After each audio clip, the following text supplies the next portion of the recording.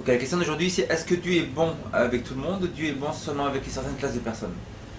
Nous avons le psaume 145 verset 9. Psaume 145 verset 9.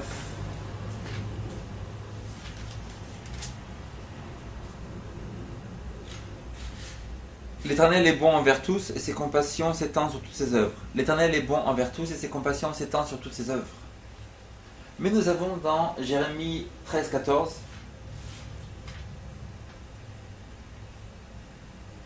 Je les mettrai en pièces les uns contre les autres, les pères et les fils ensemble, oracle de l'Éternel. Je n'aurai pas de ménagement, je serai impitoyable, et je n'aurai pas compassion, rien ne m'empêchera de les détruire.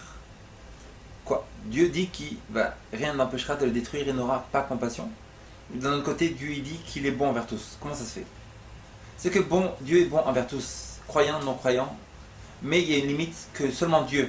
Chaque individu, chaque pays a une limite. Seulement Dieu connaît cette limite, et quand cette limite est dépassée, le jugement de Dieu tombe. Et il est écrit comme ce verset que Dieu n'aura pas compassion et rien ne l'empêchera de les détruire.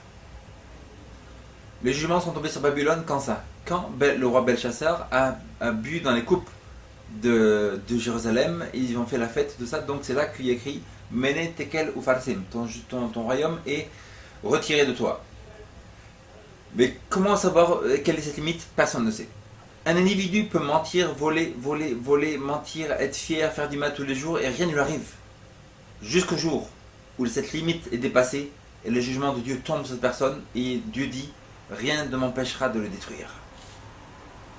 Un pays peut faire du mal et totalement rejeter Dieu jusqu'à un jour où les jugements de Dieu peuvent tomber sur le pays et Dieu peut dire rien n'empêchera de les détruire et les jugements de Dieu tombent sur des pays, des villes qui sont détruites par des ouragans, par des tsunamis, par des tremblements de terre.